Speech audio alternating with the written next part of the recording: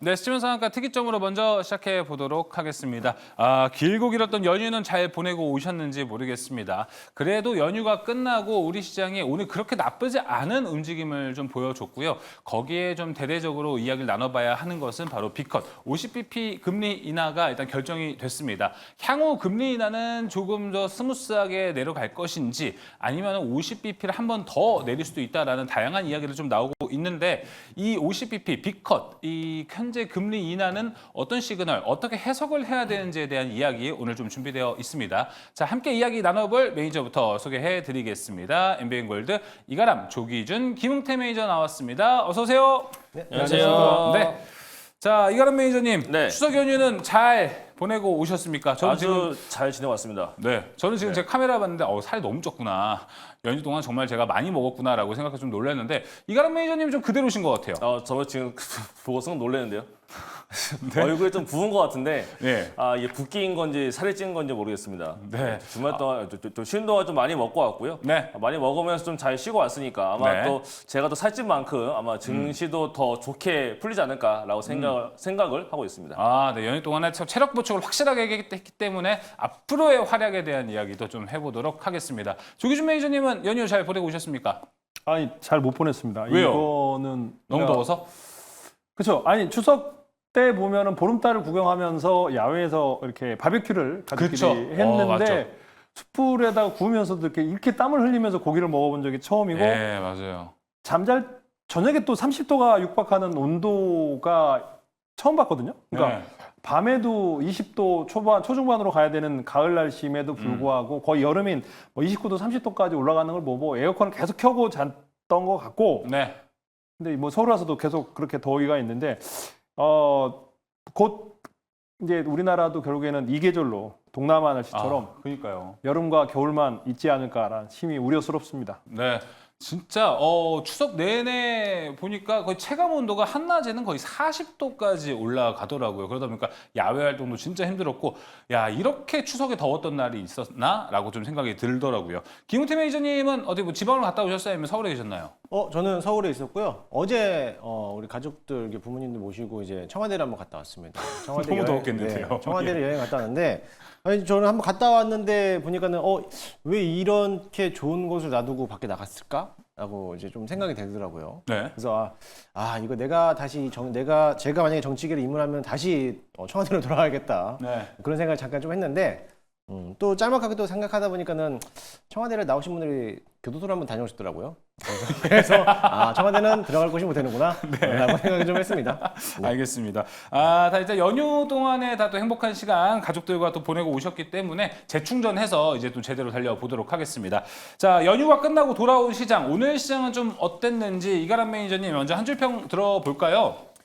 네, 지금부터 다시 시작이다라고 한 줄을 말씀을 드리겠습니다. 이제 FOMC가 끝났고 내일은 또 BOJ가 열리는데 이제 매크로 이슈는 다 지나갔다라고 저는 보고 있고요. 증시가 다시 방향을 잡을 걸로 보고 있습니다. 그래서 이제부터는 좀 더 적극적인 매매가 필요한 타이밍이지 않을까라고 말씀을 드리겠습니다. 알겠습니다. 다시 시작. 좀 좋게 퀄리티 스타트가 나왔으면 좋겠다라고 생각이 들고요. 조기준 매니저님은요? 이제 제가 보고서는 이제 완벽한 매수 찬스가 아닌가라는 생각이 들더라고요. 그러니까 이제 미국에서 이제 피벗이 나오면서 금리 인하를 이렇게 스몰 스텝도 아니고 B컷이 나왔음에도 불구하고 네. 우리 시장에 어느 정도 이제 조정이 나올 뻔했는데 심각하게 나왔죠. 사실 삼성전자, 하이닉스 오늘 하이닉스가 거의 11%대 하락을 하는 걸 보고 와 이렇게 빠져도 되는 건가 보고서 하나에 이렇게 빠지는 걸 보고 많은 사람들이 이제 26만 원의 목표가를 12만 원으로 낮추니까 이제 큰일 났다 싶어서 큰일이 났다 싶어서 매도를 해야 되나 이렇게 심각한 타격을 받았을 거라고 생각하는데 제 생각에는 이게 지금 현재 매수를 사야 될 타이밍이라는 생각이 듭니다. 왜냐하면 이제 그 보고서라는 게 이제 모건 스탠리의 어떤 하우스뷰가 아니고 이제 개별적인 보고서가 나오는 건데 기본적으로는 2021년도에도 이제 삼성전자의 윈터 이즈 커밍, 그러니까 겨울이 오고 있다 그러면서 이제 하락을 맞아요. 했었던 적이 있었던 것 같은데 제가 그 과거로 더 돌아가 보면 모건 스탠이나 JP 모건이나 보면은 어느 고점 중반에서의 매도는 거의 안 나옵니다. 이제 바닥권에서 매도가 나왔고 바닥권 매도는 거의 매수 찬스가 대부분이었다. 그러니까 그들이 맞추는 확률이 50%, 58%이 정도밖에 되지 않습니다. 보고서에. 그다음에 1년 지났을 때 그 사람이 쓰는 그러니까 뭐 요거 이번에 쓴 사람에 대해서는 모르겠는데 네. 대부분 15% 이상 올라갔던 적도 있다. 대부분이 그렇다라고 보시면 될 것 같고 특히나 지금 이제 이미 조정을 많이 받은 상황에서 오늘 그 보고서 하나에 10몇 프로 빠졌고 사실 외국인들이 오늘 1조 넘게 팔았지만은 그 매도 관점에서 보시면 오늘 지금 시간으로도 또 올랐거든요. 그래서 맞아요. 밑꼬리를 심하게 달았고 물론 이제 종가까지 6%의 하락이 끝났지만은 다시 이제 15만 원대를 안착을 했기 때문에 제가 보니 오늘 같이 좋은 매수 찬스는 없지 않았나라는 생각을 해보고 있습니다. 알겠습니다. 완벽한 바이 찬스, it's 매수 타임이라고 얘기를 해주셨고요. 자, 이어서 김우태 매니저님 오늘장 한 줄 평은요? 오늘자 한 줄 평을 말씀드리면 월목일, 월요일 같은 목요일. 오늘 시장 여는 순간부터 오늘 월요일인가? 라고 착각하게 되는 그런 고구마 10개 씹어 먹은 그런 시장이었던 것 같습니다. 출근하기 싫었다. 네, 그렇죠. 예. 너무나 피곤했고, 예. 네, 너무 피곤했는데 시장도 피곤했고, 하지만 내일은 또 불금입니다. 그래서, 그렇습니다. 하루만 잘 버티면 주말을 또 쉴 수 있기 때문에 내일 하루만 잘 버틴다라고 하면은 그 다음 증시는 좋아지지 않을까 기대를 해보도록 하겠습니다. 알겠습니다. 자, 이제 앞서 이제 조규준 매니저님이 뭐 이제 모건 스탠리, JP 모건 리포트에 대한 이야기를 좀 해주셨는데 이에 대한 이야기 그리고 50bp 비컷을 단행한 FOMC였습니다. 이에 대한 이야기를 좀 나눠 보도록 하겠습니다. 오프닝 토크에서. 자, 먼저 일단 비컷이 단행됐습니다. 이가람 매니저님. 네. 일단 오늘 시장을 보면은 비컷 원래 좀 비컷이 나온다라면 경기 침체를 인정하는 시나리오도 있기 때문에 저는 비컷이 된다고 해서 좀 사실 무서웠거든요. 그런데 오늘 시장 좀 선방했다는 건 어떻게 보십니까? 일단 아무래도 성명서의 내용 자체가 좀 좋지 않았나라고 좀 생각이 됩니다. 왜냐하면 이제 저 같은 경우도 50pp를 하게 되면 역사적으로 봤을 때 50pp를 한 다음에 경기 침체가 안 왔던 적이 없었고 금융위기가 안 온 적이 없었습니다. 그렇기 때문에 야 이거 연준이 50pp를 해버리게 되면은 그 뒤에 진짜 안 좋은 게 한번 올 텐데라는 불안감이 있었는데. 성명서를 통해서 경기 침체가 오지 않을 것 같고 곧 닥칠 걸로 생각도 안 하고 있다라고를 코멘트했기 때문에 결국 이제 앞으로 더 중요해지는 거는 데이터가 중요하지 않을까. 결국 이제 연준이 거짓말을 하고 있는 건지 뭔가 대선 앞둔 상태에서 대선에서 뭔가 해리스를 밀어줘야 되는 연준인 건데 그 상태에서 경기 침체일 거다라고 해버리게 되면 초치는 거기 때문에 대선 앞두고서 이러는 건지 진짜로 침체가 안 올 거기 때문에 이러는 건지는 좀 더 확인이 필요할 것 같고요. 실제로 지금 제가 띄워놓은 차트를 잠깐 보게 되면 예. 미 연준에서 발표하고 난 다음에 50pp 이후에 한 번 더 세게 올라갔었습니다. 이렇게 올라갔다가 내려왔어요. 내려온 다음에 오늘 아침부터 다시 쭉 올라갔는데 이 올라갔던 거는 장중에 일본 증시와 대만 증시가 올라갔고 맞아요.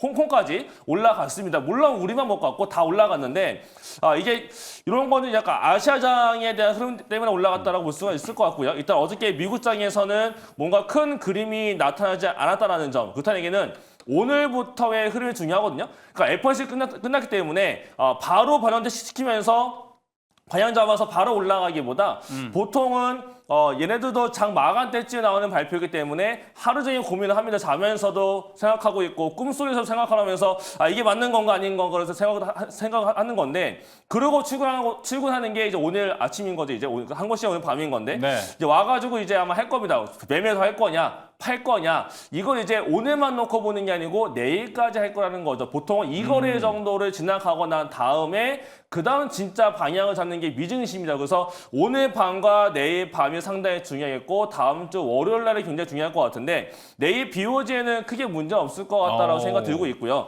그래서 지금 나스닥 같은 경우가 이제 오늘 선물지수 기준 봤을 때 19,800 라인대를 뚫고 올라가서 네. 다시 2만 대까지 올라갈 수 있겠느냐가 중요할 것 같고 자 그러면서 이제 S&P 500 같은 경우도 많이 올라와 있는데요. S&P 500은 좀 더 올라가게 되면 신고가입니다. 신고가예요. 그때 또 신고가 됐네요. 그러니까요. 우리하고 너무나 반대로 가고 있는 상황인 건데 S&P 500은 좀 신고가를 갑니다. 보통 신고가를 뚫고 올라가게 됐을 경우에 미국은 더 올라갔던 경우가 많고 결국은 다 커플링돼서 올라갔던 경우가 많은데 이때 이제 우리가 따라갈 수 있겠느냐 하고 그다음에 이제 올라가는 과정에서 지난번처럼 나스닥 100이 주도라면서 비테크가 올라갈 것이냐 아니면 최근에 러셀 2000도 굉장히 많이 올라갔거든요. 그쵸. 중소형 종목들이 올라가면서 이걸 이끌 것이냐. 어느 정도 이제 러셀 2000 같은 경우도 지난번 고점 전에 다시 올라왔는데 다시 더 고점을 뚫고 올라갈 수 있을지 이렇게 되면서 중형주가 뚫고 올라갈 것이냐. 대부분 이제 FOMC에서 연준이 금리는 하고 나게 되면 빅테크보다는 먼저 올라갔던 게 중형주가 먼저 올라갔다라는 소식이 많았어요. 그렇기 때문에 이런 것들이 이제 국내로 넘어오게 되면은 아마 국내 같은 경우도 지금 지수가 많이 내려가 있고 물론 삼성전자하고 하이닉스가 굉장히 많이 지금 주가 자체가 바닥에 있는 건 맞는데 이들이 과연 다시 V자 만들어 올라가면서 지수를 끌고 올라갈지 아니면 다른 종목이 끌고 올라갈지 봐야 될 것 같은데 지금 상황의 여건으로 봤을 때는 반도체, 삼성전자와 하이닉스는 더 빠지지 않을 것 같아요. 제 생각에는 이제 거의 저점은 나왔다라고 보여지고 있고 대신에 V자 반등보다는 지수를 지켜주는 역할을 하면서 횡보를 하지 않을까라고 생각하고 있고 그러면서 이제 다른 오늘처럼 제약바이오가 올라가든지 조선이 올라가든지 방산이 올라가든지 하면서 순환매가 되면서 계속 국내에서도 코스피에서의 밸류 관련된 종목도 올라갈 수가 있겠지만 시총상의 초대형주보다는 그보다 아래에 있는 중소기업 특히 중형주 단에서의 반등이 조금 더 빠르게 올라오지 않을까라고 생각해 본다면 코스닥 안에서의 오늘과 같은 흐름들 굉장히 긍정적인 순환매가 나타나지 않을까 이렇게 말씀을 드리도록 하겠습니다. 알겠습니다. 그러면 뭐 이제 오늘 밤, 내일 밤, 다음 주 월요일까지 미국 증시에 봤을 때 우리나라 증시한테 좀 좋은 쪽으로 생각을 해보면 빅테크가 올라야 되는 건 맞나요? 빅테크가 올라가는 것도 좋은데요. 네. 전 빅테크가 올라가게 되면 시장은 조금 모호할 것 같아요. 왜냐하면 이제 빅테크라는 얘기는 결국 미국에서는 기술주, 결국 반도체와 관련된 종목들이 많이 올라가는 얘기인데 네. 국내는 지금 오늘 모건스탠이 얘기한 것처럼 말도 안 되는 뭐 리포트 나왔었고 물론 그 모건스탠의 리포트는 저번 주에 나왔던 거였는데 오늘까지 이어졌던 모습이 좀 있었습니다. 그래서 그렇기 때문에 그거 봤을 때도 결국은 이제 미국의 빅테크가 올라가게 되면 국내에서 그 반도체가 올라가잖아. 근데 지금 반도체가 올라가야 될 것 같지는 않은 데가 되면서 뭔가 애매하기 때문에 예. 차라리 빅테크가 조금 쉬어가는 횡보세를 보여주고 미국에서도 그 이외의 종목이 퍼져 올라간다면 국내는 조금 더 매매하기가 좀 쉬워지는 그런 환경이 될 거라서 저는 지금 시기에 빅테크가 더 세게 올라가게 되면 배가 너무 아플 것 같아요. 그래서 빅테크보다는 미국도 중성주가 올라가고 네. 국내도 코스닥 위주로의 강세가 나타나는 게 조금 더 우리에게 더 편안함을 가져가지 않을까라고 예. 말씀을 드리겠습니다. 알겠습니다. 일단 조기준 매니저님은 오늘 나온 이 빅컷 단행 좀 어떻게 바라보셨고 앞으로 좀 긍정적인 부분이 더 많을 것 같으세요? 아니면 좀 조심해야 될 부분이 좀 많으신 것 같으신가요? 긍정적인 게 봐야 되지 않을까 싶습니다.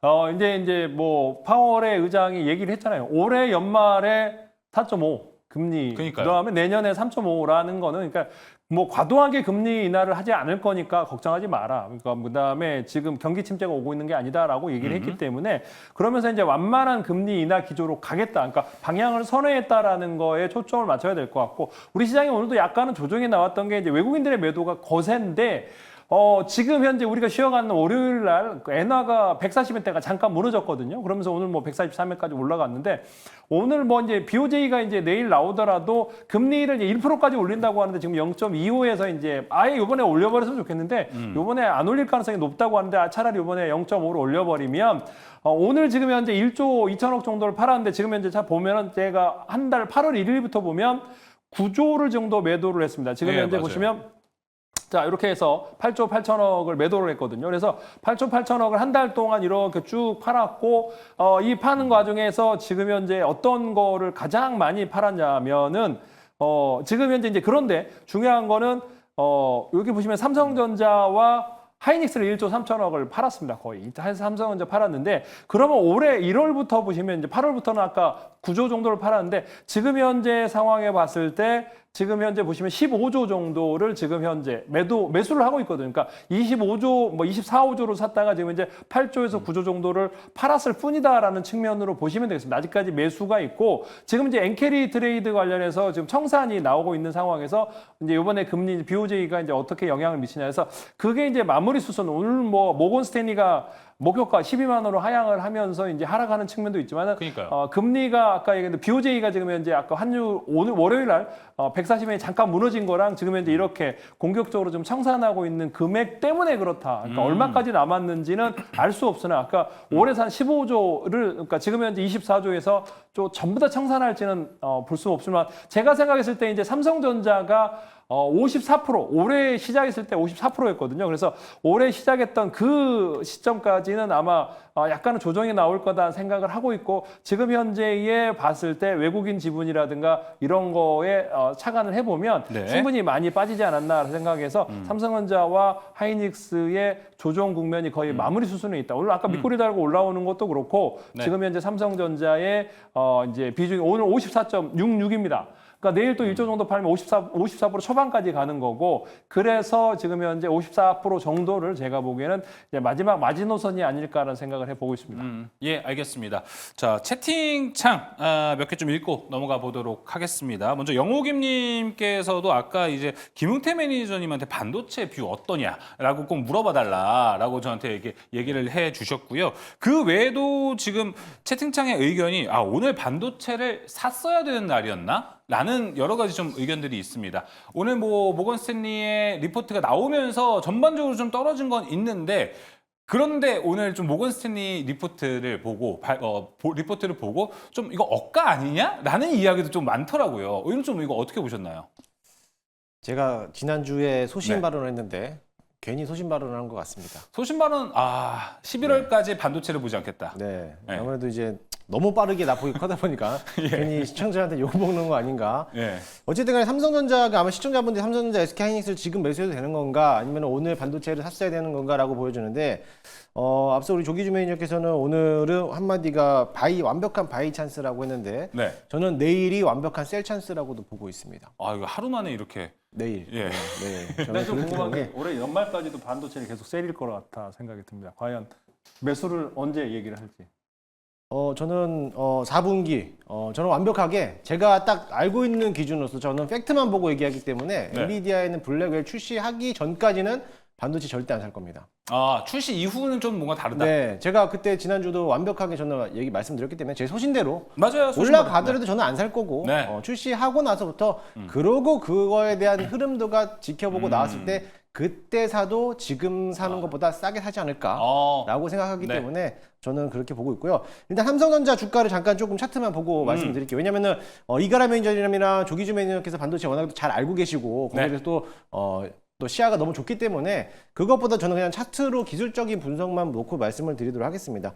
오늘 삼성전자가 62,000원을 찍고 올라왔습니다. 올라오는 모습이었는데 주봉 차트 지난번에 제가 말씀드렸을 때가 언제냐면 이제 240주선이 이탈하게 되면은 기본적으로 마이너스 10에서 많게는 마이너스 29%까지도 내려간 적이 있었기 때문에 지금은 반도체를 좀 조심할 필요성이 있다. 왜냐하면 그거에 대해서 삼성전자나 SK 하이닉스에 대해서 어떤 호재 내용이 나오기 없기 때문에 지금은 조정받는 시기는 일부분 갈지언정 지금에서 신규 접근하거나 추가로 매수할 타이밍은 아닌 것 같다라고 말씀드렸는데 마찬가지로 오늘 좀 깨졌고요. 지금 자리 보게 되면 정확하게 62,000원에 한번 찍고 나왔기 때문에 여기가 이제 저항 구간대를 막고 있는 거예요. 오늘 외국인들이 많이들 팔고 있다가 오후 2시 넘어서는 순간부터 다시 한번 삼성전자를 매수하는 포지션을 가졌어요. 네. 근데 그게 많이들 가져오지 않았기 때문에 오늘 뭐 소폭 좀 반등하는 모습을 보였다고 하지만 내일은 아마 반등할 수 있겠죠. 왜냐면 오늘 과대 한번 컸기 때문에 20주선에 대한 지지 라인을 받았기 때문에 이 자리를 이탈하게 되면은 추가적인 하락세가 더 나올 수 있습니다. 근데 이 자리에서 월봉 차트를 보게 되면요. 월봉 차트를 참 아리까리하는 게 지금 월봉에 있는 바닥권 지지 라인을 정확하게 받아주면서 올려놓고 있어요. 근데 여기서 만약에 반등 포지션이 들어오지 않는다라고 하면은 추세는 완벽하게 무너질 가능성도 굉장히 크고요. 과거도 역시나 마찬가지로 지난 2010년에서 15년도 사이에서 저점을 계속적으로 높여주고 있는 자리를 만들어면서 올라왔거든요. 근데 아직까지 이탈하지 않는 모습인데 지금 자리도 이 자리를 63,000원에서 62,000원을 이탈하지 않는다라고 하면은 저점에서 반등 포지션으로 나올 수 있습니다. 하지만 이게 반등이 V자 반등으로 나오는 게 아니라 어느 정도 상승장으로 이어가기 위한 바닥권을 지지받을 박스권 장세를 갈 수 있다는 거를 좀 보시면서 대응하시면 좋겠고 네. 마찬가지로 반도체는 지금은 저는 물론 이제 내일 만약에 반등해서 들어오겠지만은 오늘 외국인들이 현물 쪽에서 1조 1,000억을 넘게 팔았습니다. 맞아요. 근데 선물 쪽에서 기껏 해봤자 3,000억도 안 되는 돈으로서 오늘 국내 선물 지수를 끌어올렸다는 거예요. 오늘 미국 장중에 미국 나스닥 미니 선물을 오늘 1.4에서 1.7%까지 올려놨는데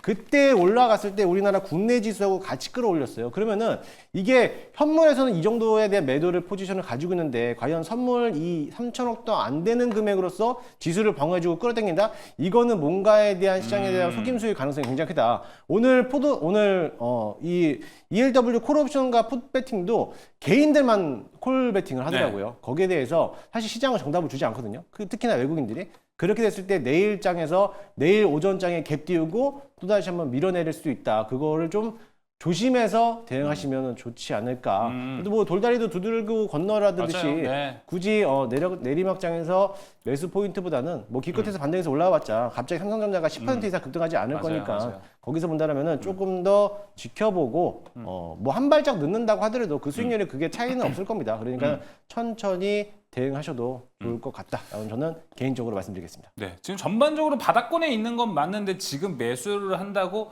드라마틱한 수익을 기대하면서 매수하는 포지션은 좀 어렵지 않을까 이렇게 좀 생각이 듭니다. 자, 그러면 이제 이가람 매니저님이 보셨을 때 오늘 좀 이제 모건스탠리 이제 15일에 나왔던 거죠. 반도체 겨울 온다라고 하는 이 리포트 좀 2달 전만 해도 모건스탠리에서는 오히려 좀 슈퍼사이클이 더 견조해질 것이다 이런 이야기를 했는데 2달 만에 입장을 이렇게 바꿔버렸거든요. 이거는 좀 이번에 오히려 어느 정도 근거가 없다 이런 비판도 좀 있었습니다. 매니저님 생각도 그러신가요? 좀 너무 과장된 게 많지 않았나라고 생각을 하고 있고요. 그다음에 목표 주가 자체를 이렇게 갑자기 50% 이상 깎아버린 경우에 리포트를 과연 본 적이 있을까라고 생각했을 때 아무래도 한국사람들 같은 경우는 모건스탠리가 이전에 반도체 겨울이 온다라고 말한 다음에 그다음부터 이제 완전히 반도체 침체가 왔던 경험이 맞아요. 있기 때문에 거기에 대한 트라우마 때문에 아마 더 그랬던 것이 아니었나라고 생각을 하고 있고요. 일단 제가 지금 보고 있는 화면 좀 같이 보면서 말씀을 네. 들어보면 더 좋을 것 같습니다. 이제 FOMC 끝난 다음에 오늘 항생지수가 2%가 올라갔고요. 그 다음에 대만도 1.4%가 올라갔습니다. 대만 같은 경우는 산업 구조가 우리하고 굉장히 비슷한 게 반도체의 관련도가 굉장히 큰데 반도체가 올라갔기 때문에 대만 지수가 올라갔고요. 니케이 지수도 오늘 2%대 간판이 있었고 상해 종합 지수 지금 뭐 경기 침체 들어갔다라고 하고 있는 중국 또한 0.7%가 올라갔어요. 근데 우리나라는 오늘 마이너스권에 있다가 간신히 0.05%가 올라가면서 끝났던 게 국내 증시입니다. 아무래도 그 이유는 바로 여기겠죠. 하이닉스가 6%대의 마이너스를 끝났고 삼성전자도 거의 3% 가깝게 내려갔었고 그다음에 그 반면에 TSMC는 1.5%가 올라갔죠. 퀀텀 컴퓨터도 1.2%가 올라갔습니다. 일본의 도쿄 일렉트론도 오늘 2.4%가 올라갔어요. 그럼 이게 과연 반도체를 보고 판 게 맞는 것이냐? 라고 생각해 본다면 반도체를 판다면 다 같이 팔았어야 정상인 건데 유독 우리만 팔았다라는 거는 뭔가 좀 의도가 뒤에 숨어지는 것이 아닌가라는 것도 한번 생각을 해야 될 필요가 있을 네. 것 같고요. 그래서 지금 하이닉스 같은 경우는 원래 올라갈 때 모멘텀이 AI 반도체를 가지고서 올라갔던 게 하이닉스였는데 지금 갑자기 유독 하이닉스와 삼성전자에다가만 레거시를 갖다 붙이고 있습니다. 더군다나 삼성전자는 이해합니다. 왜냐하면 그동안 거짓말을 너무 많이 했고 오버스런 언론 플레이 많이 했고 아직은 엔비디아 관련해서 8단 통과됐다라는 루머만 돌고 있는 거지 공식적인 확인이 안 됐고 들어간다라고 하더라도 하이엔드급에 들어갈 수가 있겠느냐가 아직 증명이 안 됐어요. 그런 상태에서 모건스탠리 같은 경우는 삼성전자가 들어오게 되면 하이닉스가 안 좋아질 거야. 거기다가 레거시도 안 좋아지고 있어. 그럼 당연히 하이닉스가 내년에 피크를 찍겠지가 되면 게 그게 지금 가장 중요한 또 포인트였던 거였는데 삼성전자가 아직 들어가지도 않고 있어요. 들어간 다음에 뭔가 좀 나와야 될 내용들이 너무나 좀 빠르게 6개월 선행한다라고 하는 이유 때문에 미리 빠진 것 같은데 저는 약간 지금에서의 이슈 같은 경우 모건스탠리 반대편을 보게 되면 JP모건도 오늘 리포트가 나왔습니다. JP모건은 뭐가 나왔냐면요. 오늘 나왔던 리포트가 뭐가 쓰냐면 HD 현대일렉트릭을 사야 된다. 그 다음에 효성중공업을 사야 된다. LS 일렉트릭을 사야 된다라고 맞아요. JP모건은 리포트가 나왔어요. 왜 그러냐? 데이터 센터가 더 커질 거기 때문에. 그러면 데이터 센터를 반도체 없이 실리콘만 가지고 만들 건가요? 아니죠. 아니란 말이에요. 구리만 가지고 만들 거예요? 아니란 말이에요. 결국은 데이터 센터는 반도체가 들어가야 커지는 건데 JP모건 쪽에서는 데이터 센터가 좋아질 건데 한국의 변압기가 그래서 AI 인프라가 좋아질 거니까 한국에 있는 HD 현대일렉트릭과 LS 일렉트릭, 효성중공업을 사야 된다라고 적어놨어요. 그 얘기는 지금 반도체를 피크아웃에서 논하기 너무 빠르다고 생각하고 있고 물론 레거시는 좀 오버스럽게 미리 올라왔던 면이 분명히 있어요. 그리고 또 중국에서 DDR4에 대해서 대량을 찍어내기 때문에 예. 제가 지금 그 자료를 안 갖고 왔는데 네. DDR4의 가격은 제 손 보세요. 내려가고 있습니다. 그렇다는 얘기는 안 좋아요. 안 좋은 건 맞아요. 근데 DDR5의 가격은 올라가고 있어요. 다만 올라가는 속도가 조금 느려지고 있습니다. 그런 상태에서 HBM이 과잉 공급되는 거 아니냐? 그거 아직 아무도 알 수 없어요. 왜냐하면 빅테크에서는 지금 과소 투자하는 게 과잉 투자보다 더 큰 리스크다라고 하고 있고 블랙에 대한 수요가 이미 엄청나게 좋다라고 엔비디아가 말하고 있는데 그 모든 빅테크와 엔비디아의 젠스랑이 다 거짓말을 하고 있다는 얘기가 되는 겁니다. 그렇다는 얘기는 결국 이런 것들은 내년도에 또는 4분기와 내년도에 확인만 되면 되는 건데 그게 아직 안 되고 있는 상태에서 루머가 더 많아지고 있고 뭔가 공매도를 못 치는 상태에서 선물에 대한 매도를 치고 싶은 외국인인 게 아니었을까라고 생각해 본다면 우리나라를 뭔가 파생적으로서 만지고 싶었던 게 외국이다 보니까 더 그랬던 것이 아니었을까라고 생각하고 있고요. 전 주가적인 측면에서 봤을 때는 결국 지금 한인사 삼성전자 같은 경우는 지금 자리에서 더 크게 빠지는 거는 좀 제한적이지 않을까라고 생각합니다. 네. 다만 이제 지금은 급하게 사야 되는 것이냐? 급하게 살 필요는 없다고 봐요. 왜냐하면 다음 주에 마이크론 테크놀로지의 어닝 발표가 나옵니다. 그 자리에서 지금 불거지고 있는 모건 스탠리의 디램에 대한 얘기들, 그쵸. 낸드에 대한 얘기들 여러 가지들이 예. 좀 확인될 수가 있고 그다음에 10월 달 넘어가게 되면 아마 보통은 첫 번째 주인데 다다음 주에 좀 휴무가 좀 많죠. 그럴 때 아마 삼성전자가 첫 번째 주가 아닌 두 번째 주에 발표를 할 것 같다라는 얘기가 좀 있는데 휴일이 많아갖고. 네, 그렇죠. 예. 아마 삼성전자의 어닝 발표, 그 다음에 10월달 말에 있는 하이니스의 어닝 발표를 체크를 하면서 이게 맞는 건지 아닌 건지 팩트 체크만 되게 네. 되면 그 다음에 그 언제 좋아지냐만 초점이 될 거라서 지금 당장 너무 급하게 보기보다 천천히 보실 필요 있는데 급하게 베팅까지 들어갈 필요는 아직은 없지 않을까라는 저도 의견은 저는 동의하고 있고 다만 이제 그러면 이제 물론 엄청나게 더 그 기간이 길어질 것이냐는 건데 저는 확인만 되면 충분히 좀 빠른 반등도 가능하지 않을까라고 말씀을 드리겠습니다. 예, 알겠습니다. 지금 뭐 반도체 겨울 관련해서 채팅창에도 다양한 의견들이 올라오고 있습니다. 롱롱이님께서도 반도체 빠지기만 하진 않겠죠. 단기 반등은 있지 않을까요? 라고도 말씀해 주셨고 걷다보면님께서도 이거는 저랑 비슷한 의견입니다. 일개 증권사 레포트의 반도체 대국인 일국의 반도체를 초박셀레니 이게 뭡니까? 사실 맞습니다. 이번에 아까 말씀해 주신 것처럼 좀 근거도 그렇게 많은 것 같지는 않고 이 안에서 뭔가 HBM 수요가 좀 과소평가됐다 이런 생각이 좀 들었거든요. 그러다 보니까 이가람 매니저가 앞에 이야기했던 것처럼 다음 주부터 이제 우리가 한번 살펴볼 수 있는 마이크론 실적 여기서 어떻게 숫자가 나오는지 함께 체크해 보는 게 더 중요한 포인트가 될 것 같습니다. 여기와 관련해서 조기준 매니저님 코멘트 들어볼까요? 뭐 한번 차트를 봤습니다. 그래서 장대음 네. 보니까 지금 9만 원대에서 두 달 만에 지금 6만 원대, 3만 원 정도가 빠졌는데 거의 거의 30% 정도가 하락했습니다. 그러니까 단기간에 이렇게 하락했던 적이 이제 물론 이제 1년도부터 해서 이렇게 긴 기간 동안 하락했는데 네. 뭐 두 달 만에 이렇게 큰 폭의 하락이 나온 게 이제 금융 위기라든지 뭐 이런 거 있었을 때 가능한 얘기였고 제가 25년 증권사 있을 때 겪었던 게 모건스탠이나 JP 모건이 가끔 가다가 반도체 우리나라의 대표적인 거를 셀 보고서를 냈어요. 그러니까 그렇게 냈을 때 2021년은 제외한 네. 그 전에 보고서 냈을 때 한두 달 지나고 나서 그 냈던 외국계에서 열심히 삽니다, 주식을. 그러니까 보고서를 살려고 냈구나라고 생각을 합니다. 겨울이 오니까 다음에 봄으로 올 거 아닙니까? 겨울만 오는 게 아니고 그 다음에 봄도 오니까 이제 얼마나 빨리 봄이 오느냐라는 측면으로 보시면 될 것 같고 그래서 지금 현재 제가 보기에는 이제 매수 찬스다. 이렇게 단기간에 낙폭이 급락을 했던 거는 뭐 다음 달부터 제가 보기에는 이렇게 이제 올라갈 거고 여기서 지금 현재 뭐 5만 원대 가면 더할 나위 없이 좋겠지만은 내가 최저점에 산다 생각만 하지 않는다면 지금도 충분히 매수 관점으로 봐도 좋을 것 같다라는 측면으로 말씀드리겠습니다. 예, 알겠습니다. 자, 반도체 그리고 B컷에 대한 이야기를 좀 특이점 들어가기 전에 이야기를 나눠봤습니다. 이제 본격적으로 특이점 이야기 나눠보도록 하겠습니다. 첫 번째 특이점 열어주시죠. 자, 우리가 휴장이었던 기간에 미국은 또 대선 이슈로 뜨거웠습니다. 미국 공화당 전직 인사들이 트럼프 지지를 하지 않고 오히려 해리스를 지지한다고 발표하면서 해리스가 또 승기를 잡나 이렇게 생각이 들었는데 갤럽에서 진행한 호감도에서는요. 트럼프가 46%, 해리스가 44%, 트럼프가 다시 앞섰다고 합니다.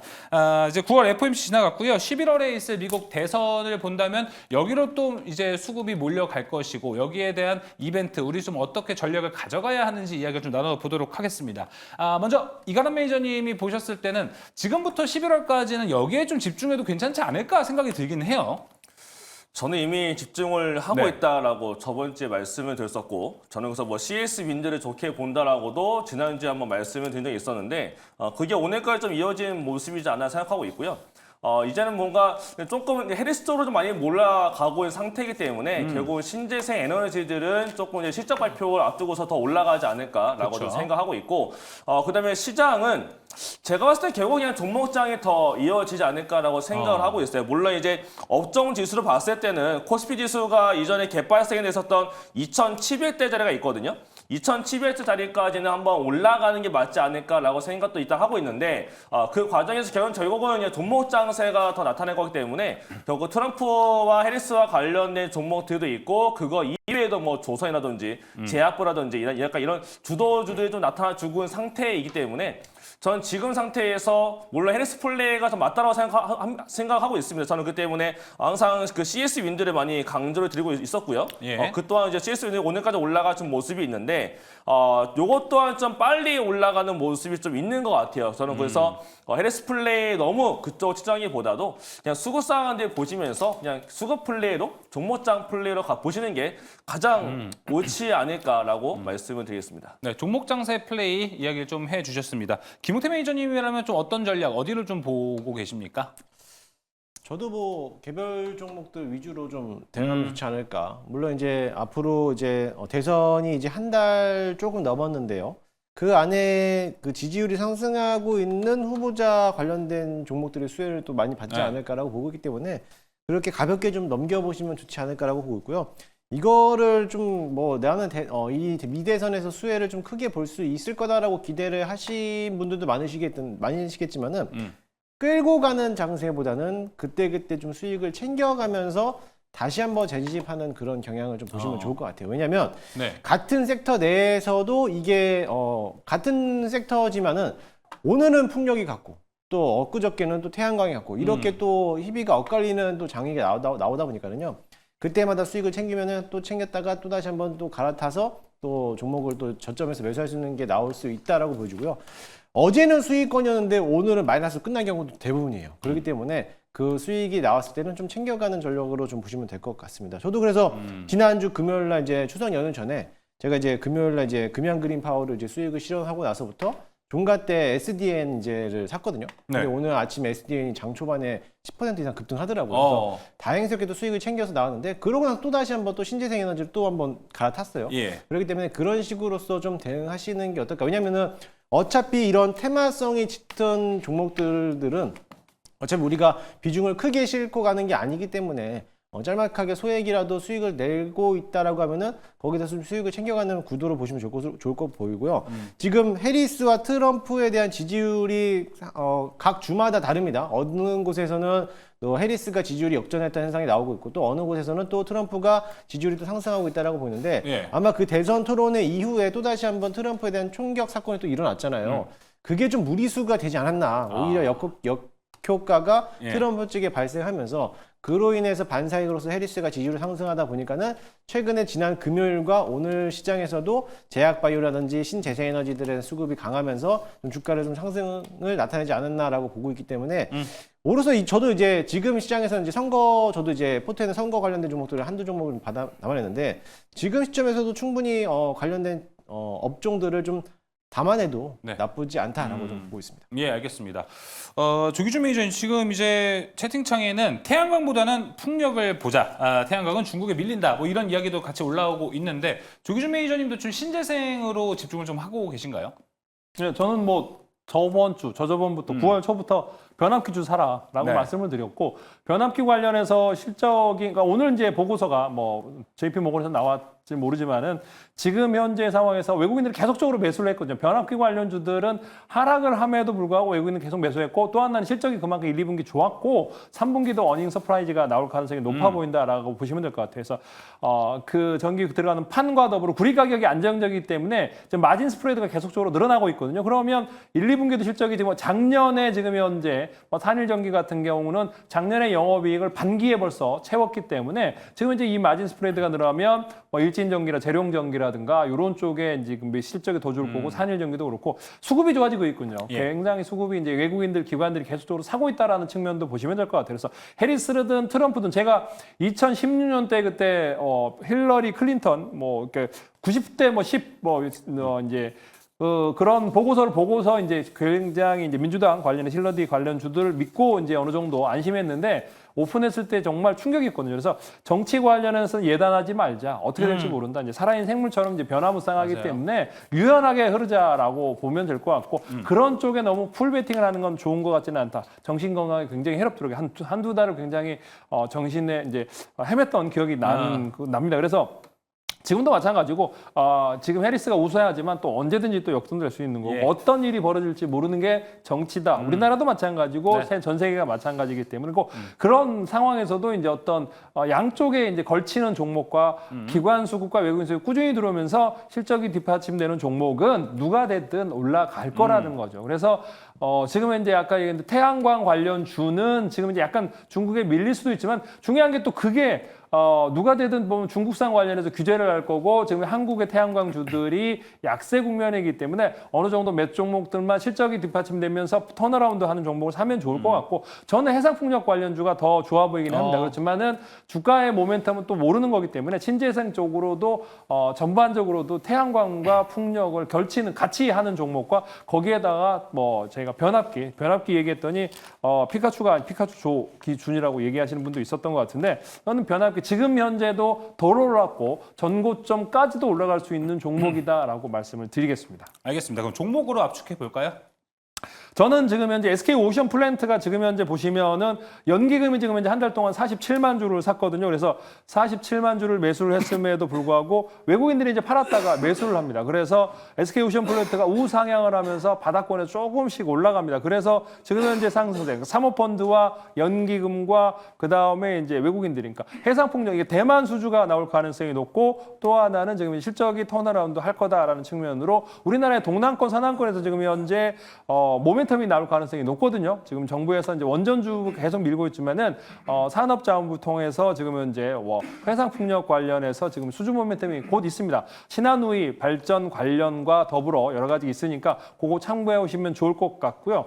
그 다음에 이제 하나를 더 본다면 산일전기는 제가 말씀드린 변압기 중에서 작년의 영업이익을 넘어선 그러니까 지금 이제 반기 영업이 그렇기 때문에 그만큼 이제 3분기, 4분기에 실적이 더 아까 마진 스프레드가 더 높아지고 있기 때문에 한 달 보유수 물량을 해소하고 기관들이 팔았다가 다시 재매수하고 있고 외국인들이 지금 이제 4%에서 5%대 꾸준히 그대로 보유하고 있다라는 측면으로 보시면 산일전기가 지금 현재의 뭐 35,000원 이상에서 지금 이제 반등 나오고 있고 4만 원 전고점이 지금 현재 6만 원대까지 올랐다가 좀 조정 거치고 V자 반등이 나오는데 기관들 외인들 열심히 사고 있다라는 측면으로 보시면 좋을 것 같습니다. 네, SK 오션 플랜트 산일전기 들어봤고요. 이어서 이가람 매니저님. 네, 저는 일단 풍력은 좀 더 봐야 된다라고 생각하고 있기 때문에 뭐 지금 대선 관련해서는 CS 윈드를 탑픽으로는 보고 있고요. 이제 그다음에 제가 대본에다가 적어 놓은 거는 CS 윈드 다음에 제가 대본에 제가 들었던 거는 제가 삼성바이오를 적어 드렸는데 삼성바이오 제가 적은 이유는 하나입니다. 삼성바이오와 세트론이 깨지지 않는 이상 제약바이오 쪽에 대한 흐름은 조금 더 이어지지 않을까 싶어서 삼성바이오를 적어드렸는데 실제로 뭔가 종목에 대해 접근할 수 있는 탑픽을 적어보라라고 물어보신다면 제가 대본에는 안 적어왔지만 전 지금 좋게 보고 있는 거는 거꾸로 이제 AI 의료 쪽으로 다시 봐야 되는 시기가 온 게 아닐까라고 생각하고 있어서 저는 오히려 약간 뷰노와 같은 종목을 다시 봐야 되는 시기가 된 것 같아서 뷰노를 좀 탑픽으로 다 정정해서 말씀을 드리고 싶고요. 뷰노 같은 경우는 미국의 이제 FDA 승인도 이제 정확하게 앞두고 있는데 아마 10월달 내로 얼마 안 남았습니다. 10월달 내로 정확한 판매 승인 허가가 아마 나올 걸로 전망이 되고 있어서 아마 AI 의료 쪽이 다음 때까지 한번 좀 이슈화가 될 것 같고 제약바이오가 올라가는 과정 더구나 또 AI가 미국에서 올라가지고 미국에는 또 AI 의료 관련 종목이 올라간다면 뷰노가 따라갈 거기 때문에 뷰노 차트 위치도 나쁘지 않아서 뷰노를 탑픽으로 말씀을 드리겠습니다. 네, 뷰노까지 이야기를 해주셨습니다. 이어서 김홍태 매니저님 종목 이야기 들어볼까요? 저도 뭐 신재생에너지 쪽으로서 조금 포커스를 맞춰놓고 있는데요. 신재생에너지 종목들이 꽤 많기 때문에 대부분에 있는 종목들이 좀 수급이 들어온 종목들을 보면은 뭐 역시나 마찬가지로 CS 윈드라든지 CS 베어링 이런 종목들도 괜찮지만은 유독 좀 보고 있는 거는 SK 이터닉스를 좀 관심 있게 좀 보고 있습니다. 마찬가지로 풍력과 태양광을 둘 다 하고 있는 사업이기도 하고 또 SOFC라는 고체 산화물 연료전지에 대한 발전소를 창업을 개시했던 기업이기도 하기도 하고요. 그와 관련돼서 상장하고 나서부터 지금 박스권 조정하는 상태인데 이제 막 박스권 상단을 안착했기 때문에 충분히 직전 고점까지는 한번 돌파 여력이 남아있지 않을까라고 좀 보고 있고요. 만약 풍력 태양광 신재생 쪽으로 본다라고 하면은 SK 이터닉스를 한번 관심 있게 눈여겨보시고요. 또 그 외쪽으로서 의약품 업종으로 본다라고 하면은 현대약품, 그러니까는 어떻게 보면 해리스 측면을 좀 지지하시는 편을 본다고 했을 때 임신 중절 수술하고 있는 낙태법, 낙태 금지에 대한 이제 관련돼서 반사익 수혜를 볼 수 있는 게 약품, 의약품 업종들도 가볍게 좀 한번 봐도 나쁘지 않다라고 보고 있습니다. 네, SK 이터닉스, 현대약품까지 이야기 들어봤습니다. 자, 첫 번째 특이점 마무리하고요. 이어서 두 번째 특이점으로 넘어갑니다. 자, 오늘 현대차가 이제 구글 웨이모와 로보택시 협력을 한다는 단독 보도 이후에 자율주행 섹터가 오늘도 좋았습니다. 이제 10월 10일 테슬라의 이벤트도 준비가 되어 있기 때문에 추석 전후 자율주행에서 지금 좀 시세가 잘 나오고 있습니다. 금리 인하가 시작된 상황, 금리 인하가 자율주행에 미치는 영향은 어디까지일까에 대한 것, 그리고 아직 좀 실적에 대한 솔루션, 넘버로 증명은 하지 못하고 있습니다. 기대감으로만 좀 끌어올라갈 수 있을지에 대한 이야기 나눠보도록 하겠습니다. 먼저 조기준 매니저님과 이야기를 좀 나눠보면 좋을 것 같습니다. 추석 전후로 지금 자율주행 분위기가 되게 많이 좋아진 것 같아요. 그래서 이 분위기는 좀 10월 10일까지 좀 지속이 되지 않을까 싶습니다. 제가 뭐 9월달, 뭐 8월부터 제가 자율주행과 관련 센서, 라이다, 레이더 설명을 드렸고 그와 관련해서 10월 10일까지 이제 뭐 여유가 있으니까 그 관련해서 계속 얘기했는데 그와 관련주들이 많이 올랐죠. 지금 현재 오늘도 뭐 자율주행 관련주들이 상승을 했는데 저도 이번에 시골을 갔다 오면서 이렇게 막힌 적이 처음입니다. 그러니까 뭐 이렇게 차를 타고 오는데 과거에 3시간, 5시간을 넘어간 적이 없는데 이번에 거의 9시간을 넘어서면서 쓰러질 뻔했는데 쉬지 않고 약속이 있기 때문에 굉장히 달렸는데 너무 힘들었음에도 불구하고 어느 정도 주행 보조 장치가 있었기 때문에 좀 편하게 왔다. 편하지는 않았지만 과거에 같았으면 중간에 여러 번 쉬었을 텐데 굉장히 이제 밤 늦게까지 야간 운전하면서 어떤 자동차 기능이 있으면 앞으로 이제 이런 기능이 없으면 운전 못할 것 같다라는 생각을 해보고 있는데 주행 단계 관련해서 제가 이제 PPT 3번부터 한번 설명을 드린다고 하면은 자율주행 단계별 구분이 있습니다. 이렇게 보시면 이제 자료가 있는데 뭐 1단계, 2단계 뭐 우리나라가 지금 이제 쓰는데 여기 2단계가 대부분이고 7개, 8개의 자동차 완성차 업체들이 지금 현재 양산하고 있고 레벨 3가 지금 현재 1, 2개의 완성차만 하고 있다라고 보시면 됩니다. 레벨 4도 지금 이제 3, 4개 벤처에서 하고 있는데 레벨 4도 지금 현재 나오고 있는 상황. 그러니까 이게 그전에는 레벨 4가 없었다고 하는데 고도 자동화 기능이 있으면서 어떤 지역에서 무인화, 지금 현재 중국에서 여러 군데 우화, 신안, 그러니까 중국에서 지금 현재 자율주행 관련 우리나라도 지금 이제 판교라든지 이런 쪽에서 자율주행을 하고 있고 또 합정에서 시내 구간 버스가 지금 자율주행을 하고 있는 게 이제 레벨 3, 4라고 보시면 되겠습니다. 그래서 이렇게 아직 레벨 5는 완성된 차가 없고요. 4까지 있는데 그 다음 수들을 한번 본다고 하면은 이제 테슬라가 이제 레벨 2, 3라고 하는데 뭐 자기는 레벨 3라고 얘기하는데 지금 이제 이름이 다 다르더라고요. 자율주행 시스템마다 이제 FSD라고 하고 그 다음에 이제 현대차는 HDP 그 다음에 이제 하이웨이 드라이빙 파일럿이라고 돼 있고 그래서 여기 레벨 3라고 돼 있는데 뭐 NH 우리나라에서 손을 안으로 굽는다고 그 다음에 이제 이렇게 레벨 3라고 돼 있는 것 같고 그 다음에 이제 FSD 명칭과 더불어 이제 제공하는 기업들 이렇게 쭉 설명이 되어 있습니다. 그래서 많은 외국 기업이 있는데 지금 이제 센서들이 앞으로 이렇게 여러 좌우 사방으로 해서 지금 현재 활용도가 계속적으로 늘어난다. 그러니까 안전성을 위해서 앞뒤 공간에서 거리 상관없이 이제 짧은 거리 그다음에 센서가 지금 겹치는 상황이라고 보시면 될 것 같아요. 이 센서가 하나가 아니고 이제 카메라와 라이다와 레이더가 지금 겹치는 상황이라고 보시면 될 것 같고요. 그와 관련해서 지금 이렇게 이제 웨이모가 지금 이제 드라이빙 센서 구성도가 이제 라이다가 위에 있고 카메라가 있고 레이더가 있고 초음파 센서가 이제 주차할 때 쓰고요. GPS가 들어간다라고 보시면 되겠습니다. 그래서 이렇게 있는데 이건 과거의 데이터고 최근에는 이제 많이 바뀌고 있습니다. 그래서 이렇게 단계별로 센서 수를 다시 한번 말씀드리면 이제 뭐 40개, 50개가 있다고 하는데 레벨 3로 갔을 때 이제 6개의 라이다와 카메라가 4개, 그다음에 라이다가 하나, 그러니까 6개의 레이더와 그다음에 이제 레벨 5, 4에서 5로 넘어갈 때는 10개의 레이더와 더불어 이제 카메라가 8개, 라이다가 1대가 들어간다라고 하고 있습니다. 그다음에 이제 넘어갈 게 이제 가격입니다. 센서 가격이 라이다가 지금 현재 500에서 1000불 정도 되는데 이건 지금 점점 떨어지고 있습니다. 지금 현재 이제 이거는 그 고정형으로 되면서 지금 회전형이 아니고 회전형일 때는 이렇게 비싸지만 점점적으로 가격이 하락하고 있다. 레이다가 지금 50불에서 200불, 그 다음에 카메라가 10불에서 50불, 그러니까 10,000원, 50,000원밖에 하지 않는다라고 보시면 됩니다. 5, 6만 원, 10만 원 이하고요. 몇십만 원대가 레이다고 100만 원대가 이제 라이다인데 이게 지금 이제 계속적으로 하락을 하고 있다라고 보시면 돼요. 중국 업체들, 미국 업체들 열심히 만들어내고 있다. 전력 소비 같은 경우도 카메라가 제일 적게 들고요. 레이더가 이제 5에서 15 정도 들는 상황에서 그 다음에 이제 라이다는 이제 8에서 30 제일 많이 전력 소비가 들어간다라고 보시면 되겠습니다. 그 다음에 이제 사이즈도 좀 더 크다라고 보시면 될 것 같아요. 그 다음에 이제 알려드릴 게 요렇게 이제 레벨 3가 중국에서는 지금 이렇게 레벨 3의 라이센스를 테슬라도 라이센스를 취득을 해야 되고 그런데 대부분 자기들 중국 업체들 그다음에 이런 쪽에 BYD라든가 이런 쪽에서 지금 현재 9개가 취득해 있다라고 보시면 이런 차들이 지금 현재 중국에서 달리고 있는데 우리나라는 도대체 뭐 하냐라고 하는데 우리나라도 지금 현재 현대차가 열심히 하더라고요. 저도 몰랐는데 예. 강남에서 운용 중인 자율주행 카이링 뭐 시범 서비스 사업을 하고 있고 판교에서 했다고 들었는데 강남에서 지금 현재 하고 있고요. 현대차가 지금 현재 주차 보조와 내부로서 4조 3천억 열심히 하고 있다. 여기 그 다음에 이제 업체를 자세히 설명이 드렸는데 이게 이제 지금 이제 강남에서 저는 이제 강남에 살지 않기 때문에 근데 네. 뭐 사실 한번 체크해 보시면 될 것 같고요. 판교와 그 다음에 서울 시내에 하고 있다. 그 다음에 이제 밸류 체인에 대해서 간략하게 마지막으로 한번 설명을 드리겠습니다. 그래서 요게 이제 뭐가 있는지 그 다음에 이제 텔레칩스가 이제 자율주행 네. 팹리스를 만들고 있고 그 다음에 이제 차량용 반도체가 이제 넥스트 칩, 그 다음에 이제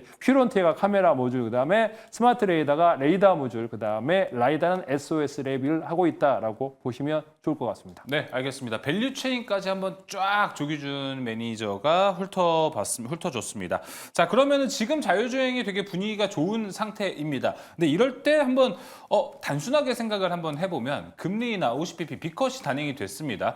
그렇다면 좀 성장주 포지션에 있는 자율주행 섹터는 앞으로 좀 더 좋아질까라는 의문점은 좀 생기는데 이에 대해서 이가람 매니저님 어떻게 생각을 좀 하시나요?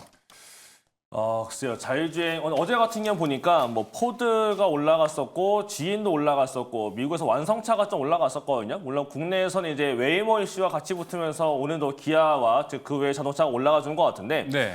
사실 금리 인하의 수혜 중에 하나도 물론 자동차가 포함은 됩니다. 물론 자동차가 포함이 되고 저 자율주행차 같은 경우는 결국은 자동차가 좀 잘 팔리기 시작을 해야 되고 더 뭔가 발전이 돼야 된다는 건데 결국 자율주행 쪽 이번 테슬라 이슈를 앞두고서 전기차에 대한 이슈와 자동차 이슈가 더 커지게 되면 결국은 자율주행 쪽도 가는 게 맞다라고 보고 있고요. 그다음에 저는 결국 저번 주에도 아마 같은 발언을 했던 것 같은데 10월 10일이 그래봐야 얼마 안 남았기 때문에 맞아요. 10월 10일 전에는 결국은 테슬라가 한번 올라갈 때마다 결국은 자율주행 이슈가 붙을 거예요. 결국 지금 상태에서는 2차 전지에 대한 전기차 판매량 이슈보다는 테슬라가 올라갈 땐 10월 10일에 자율주행 관련해서 올라가는구나가 되기 때문에 다음 날은 현대 오토에버부터 올라갈 거고 현대 오토에버가 올라가게 되면 오늘처럼 다른 종목들 올라가면서 아마 자율주행 안에서 올라가지 않았던 종목들의 순환매가 되고 키 맞추기 과정이 나타나지 않을까라고 생각을 하거든요. 저는 그 때문에 지금도 자율주행 쪽을 좀 관심 있게 봐야 된다고 보고 있는데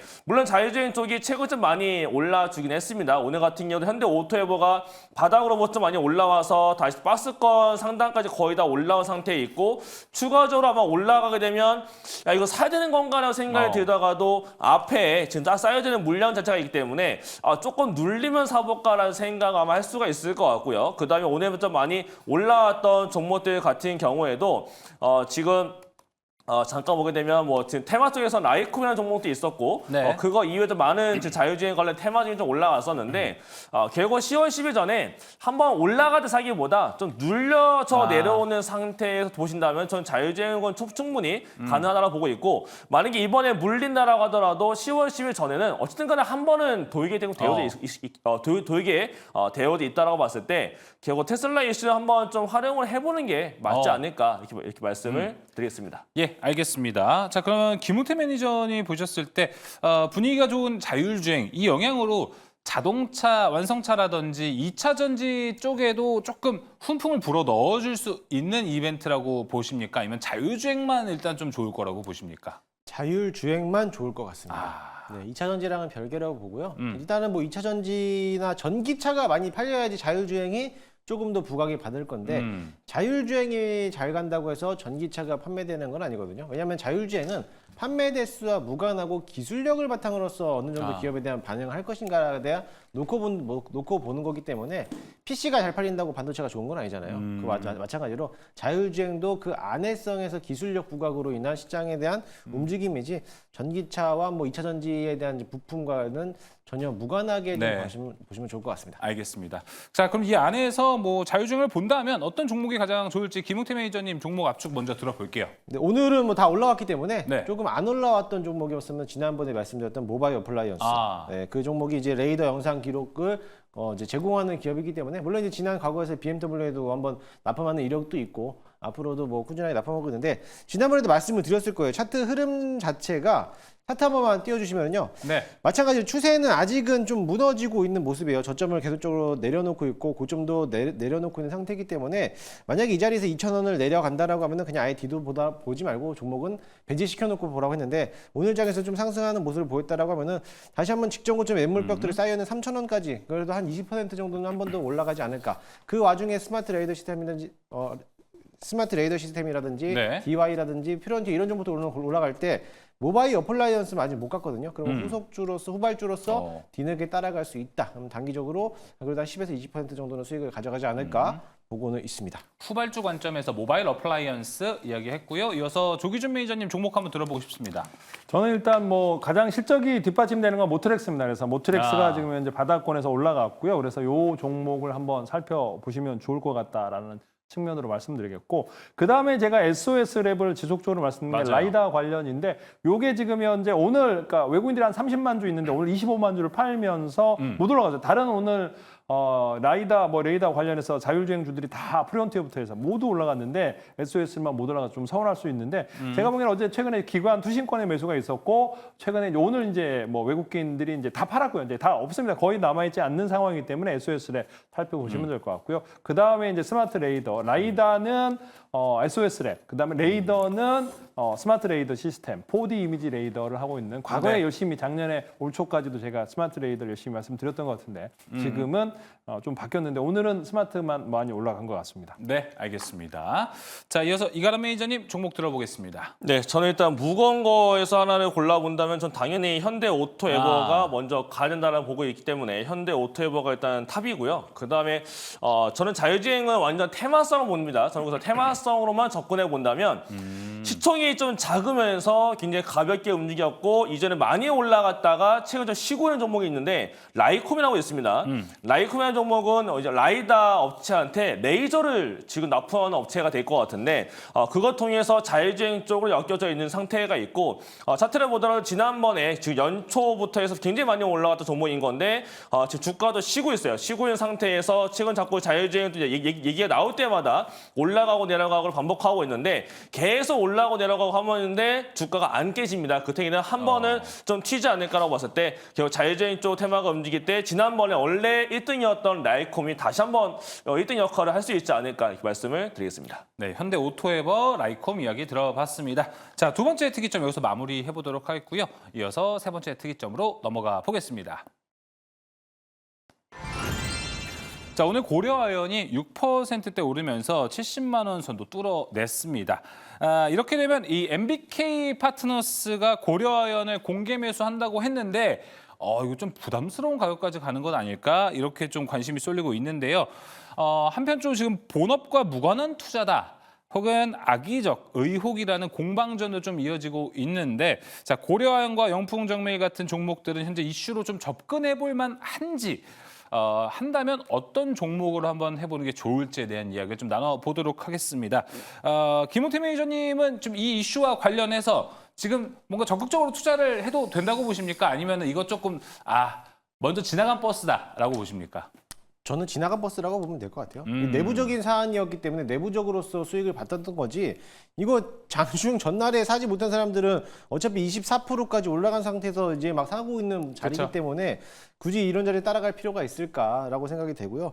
어차피 내부적인 싸움이기 때문에 남의 집안 싸움에 끼어들지 말자라는 네. 게 이제 저의 신조기 때문에 따라 들어가지 않으셨으면 네. 좋겠고, 물론 이 와중에 지분을 가지고 있는 종목들이 오늘 많아요. 오늘 시그네틱스가 갑자기 오늘 급등하는 이유도 역시나 마찬가지로 지분을 보유하고 있었기 때문에 오늘 좀 올라가는 모습인데, 이게 지금 장시 일가와 최씨 일가에 대한 지금 싸움인데 네. 이게 사실 이 전에 이제 이 고려 아연이라는 게 영풍 계열사에서 이제 창설할 때 최씨 일가에다가 경영권을 맡기고 그리고 장시 일가가 지분을 확보해서 가는 구조로서 이제 두 개 공통적으로서 같이 이제 협업하는 관계로서 이제 하고 있었는데, 이게 이제 손자들이 욕심이 생겼는지 아무래도 최씨 일가가 이 경영권에서 지분을 좀 확보하면서 회사를 조금 더 다른 방향성으로 가려고 하고 있는 모습이었고, 또 장시 측 장시 일가 쪽에서는 지금에 있는 사업에서 어느 정도 적자 규모를 벗어나지 못하다 보니까는 어느 정도 신사업 구조를 한번 개선해야겠다라고 측면에서 지분을 좀 보유하려고 하는 모습이다 보니까는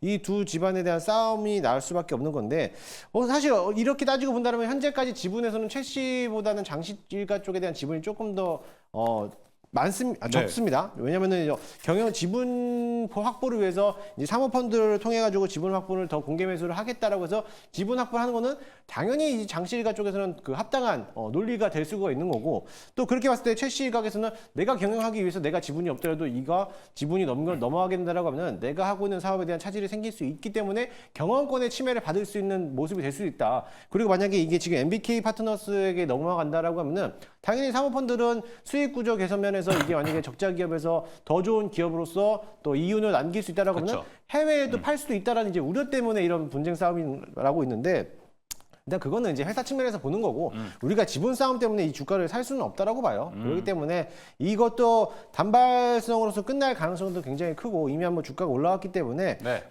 물론 이제 고려아연이 이제 필두로 올라가겠지만은 이미 공개 매수 가격을 넘어섰어요. 맞아요. 넘어섰기 때문에 굳이 뭐 더 간다 하더라도 매수할 필요는 없을 것으로 보여지고, 그 외적으로서 지분을 좀 보유하고 있는 종목들이 시장에서 부각을 받다 보니까는 이제 뒤늦게 좀 올라가고 있는 모습인데, 사실 오늘 내일 중으로서 이제 한번 끝나지 않을까 사태가 네. 그렇게 좀 바라보고 있습니다. 알겠습니다. 조기준 매니저님이나 이가람 매니저님은 내 생각은 좀 다르다. 좀 적극적으로 거래해봐도 괜찮을 것 같다라고 생각하시는 분은 바로 얘기를 해주셔도 됩니다. 저는 뭐 한번 자료 보시면서 설명드리겠습니다. 그래서 지금 이제 최 씨와 뭐 장 씨의 싸움이 이제 시작이 됐는데, 이게 10조가 넘어가는 싸움이기 때문에 결코 싸움이 일어나지 않아서, 왜냐하면 뭐 1,000억, 2,000억 갖고 싸움이 날 수 없는 거기 때문에 조 단위의 싸움이어야 되는데 누가 함부로 그러니까 들어갈 수가 없던 상황이죠. 그래서 1,000억, 2,000억으로 M&A가 되는 게 아니고 조 단위의 금액도 조 단위도 뭐 5조 뭐 이렇게 넘어가니까 5조에서 10조가 들어갈 가능성이 높아 보이기 때문에 현재 이제 상승하면서 15조까지 14조 6천억까지 올라왔는데 MBK 정도가 들어오니까 지금 이제 이 싸움이 되는 거고 이 상대방으로 오늘 한투에서 이제 뭐 백기사 얘기가 나오는데 아니다라고 부인을 했거든요. 그러면서 이제 최씨 일가가 지금 현재 이 차트를 보면은 지분 싸움은 훨씬 장시가 많습니다. 그런데 최씨 일가는 백기사들 지금 현대라든가 하나라든가 많은 기업들을 포함하고 있기 때문에 지금 현재 우세하고 됐지만은 만약 저 중에서 하나라도 반대다라고 하면은 지금 현재 이제 적대적 M&A가 이제 주인이 바뀔 수 있을 가능성이 높아 보인다라는 측면으로 보시면 될 것 같고 이 싸움에서 지금 현재 장시 쪽에서는 이제 IT라든가 반도체 이런 거 투자해야 되는 최근에 최씨 쪽에서는 이제 2차 전지라든지 뭐 이런 쪽에 투자를 하다 보니까 서로 이제 안 맞았던 측면도 있고 그래서 지금 MBK가 지금 이제 자금 관련해서 사모펀드 중 우리나라 1위기 때문에 충분히 이런 싸움에 이제 시작을 그러니까 MBK가 지금 해서 잠깐 끝내고 스탑할 회사가 아닙니다. 굉장히 집요하게 이 시장에서 들어와서 이제 M&A를 하고 있고 웬만큼 큰 자금을 움직이기 때문에 굉장히 큰 그 자금의 리스크를 감안하고 지금 들어온 거라고 보시면 될 것 같고 지금 이제 매수가 들어가고 있고 지금 현재 이제 싸움에서 장시가 들어가고 있는 이제 회사들이 이제 동원될 거고 사실 실제적으로 전혀 관계없는 영풍재지 그러니까 영풍이 이름이란 들어갔다는 종목이 지금 현재 그렇게 10% 이상 올라가는 건 진짜 잘못된 상황인 것 같고 그러니까 제대로 이번에 이제 설명드리는 거는 정말 영풍과 고려아연의 싸움에서 어디가 수혜인지를 알고 매매를 하셨으면 좋겠다라는 측면에서 한 번 더 네. 말씀드리겠습니다. 알겠습니다. 자, 그러면은 여기서 바로 좀 종목으로 가보도록 하겠습니다. 왜냐하면 연관이 없는 종목들도 올라가고 있고 너무 다양한 종목들이 좀 퍼져 있어서 여기가 수혜주다라는 걸 좀 정리해 보면 좋을 것 같은데 조기준 매니저님 계속해서 말씀해 주시죠. 지금 이제 여기에 이제 지분이 있는 게 이제 코리아 서키트라는 게 영풍이 51%를 들고 있습니다. 그래서 코리아 서키트가 이제 PCB 관련 회사인데 그와 관련해서 IT 전문 반도체 회사인데 지금 현재 50%를 현재 보유를 하고 있습니다. 실제적으로 영풍이. 그래서 지금 영풍이라는 이름으로 올라가는 주식이 이제 근데 영풍이라는 이름이 없고 코리아 서키트니까 관계가 없는 것처럼 돼 있지만은 영풍이 51% 들고 있는 회사 있고 그 관련해서 또 이제 인터플렉스가 보시면은 또 있습니다. 인터플렉스라는 회사가 있는데 여기가 이제 코리아 서키트가 지분이 있는데 여기 밑에 잘 사인 보면은 시그네틱스가 6% 있고 고려아연이 6% 정도 들고 있고 영풍전자가 4% 들고 영풍전자가 지금 4% 들고 영풍전자도 지금 현재 공개 매수를 하겠다고 그러거든요. 인터플렉스에 잘 보시면 이렇게 4% 47% 중에 인터플렉스 고려아연 6% 들고 있고 영풍전자가 4.3이에요. 그러니까 영풍전자도 지금 공개 매수 적대한다고 하니까 그와 관련해서 코리아 서키트 있고 그 다음에 이제 시그네틱스라는 회사가 이제 여기는 이름이 있는데 시그네틱스라고 이렇게 보시면 여기는 그럼 전혀 테라닉스라는 이름인데 여기도 테라닉스도 지금 현재 코리아 서키트나 영풍전자 이렇게 들어가 있습니다. 그래서 테라닉스도 이제 코리아 서키트나 인터플렉스나 자회사를 통해서 가지고 있고 영풍도 0.67% 있다라고 보시면 되죠. 이 3개 회사는 영풍과 이름이 다르지만은 영풍 재질은 전혀 관계없는 회사라고 보시면 될 것 같고 이 회사는 실제로 지분을 가지고 있는 회사고 만약 적대적인 싸움이 본격적으로 나오면 영풍전자처럼 고려한 지분을 추가할 거다라는 측면으로 보시면 될 것 같습니다. 알겠습니다. 이가람 매니저님 종목 본다면은 어디가 좀 관심 있으세요? 저는 그냥 답안지만 좀 보여드리고 싶은데요. 답안지. 네, 이전에 SM 생각하시면 될 것 같아요. SM 같은 경우도 이제 여러 가지 약간 지분기능 붙으면서 공개매수 가격을 자꾸 올렸거든요. 이렇게 올렸는데 이번에 아마 똑같이 지금 고려아연 자체가 공개매수가 넘어갔다라고 하지만은 공개매수가 넘어간 상태에서 또 다른 공개매수가 더 붙게 되면은 더 올라갈 수 있어요. 그렇게 됐을 경우에는 지금 MBK 쪽에서도 아마 더 공개매수 가격을 올려야 될 상황이 나타날 수도 있다라고 봤을 때 고려아연 쪽은 아직 끝나지 않았다라고 말씀을 드리고 싶고 얘가 만약에 더 올라간다라고 하게 되면 뭐 당연히 볼 수 있는 거는 관계사들인 건데 고려아연이 올라가게 되면 당연히 영풍전미가 영풍 쪽이 최근 상한가 가고 있는 거고요. 상한가 풀리면서 더 올라간다라고 하게 되면 지금 올라가고 있는 코리아 서키트와 시그네틱스, 인터플렉스 당연히 관계사인 거니까 계열사라서 같이 이슈가 붙는 것 뿐인 거고 여기에서 실제 고려아연에 대한 지분을 갖고 있는 회사가 또 있어요. 조선내화라고 있습니다. 조선내화가 얼마 전에 39,000주를 취득을 했는데 이렇게 됐을 경우에 결국 또 조선내화도 지분 가치에 대한 이슈가 붙으면서 조선내화까지 같이 올라갈 수가 있지 않겠느냐라고 보는 거니까 그렇게 되면 고려 아이언의 지분을 갖고 있는 조선내화까지 같이 보시면 될 것 같습니다. 네, 알겠습니다. 인터플렉스, 시그네틱스, 조선내화까지 이야기해 주셨고요. 김웅태 매니저님 종목 한번 들어볼까요?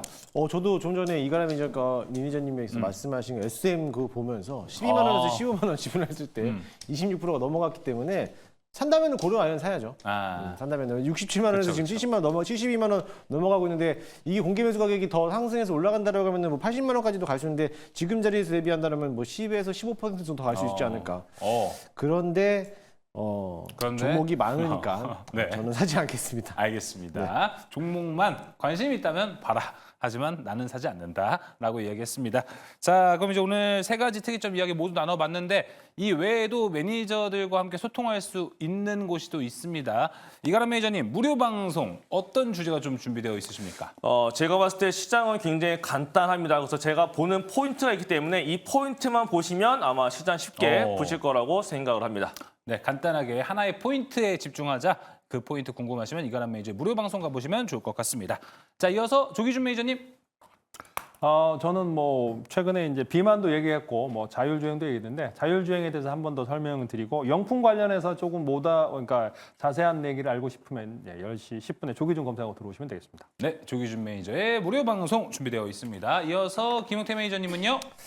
네, 저도 이제 내일 하루 남았는데 이번 주 하루 거래 남았는데요. 앞으로 이제 9월 달 마감하기 위해서는 여러분들 궁금해하시고 있는 대선 관련된 종목들, 이제 해리스와 트럼프 관련된 종목들을 조금 더 자세하게 해서 설명해 드릴 거고 종목들이 어떤 종목들이 남아 있는지 알려드리도록 할 테니까요. 잠시 후 저는 10시에 찾아뵙도록 하겠습니다. 네, 알겠습니다. 자, 세 분의 무료 방송 통해서 좋은 투자 인사이트 얻어가시면 좋을 것 같습니다. 자, 특이점은 이제 여기서 마무리하고요. 이어서 특별한 탑5로 넘어갑니다.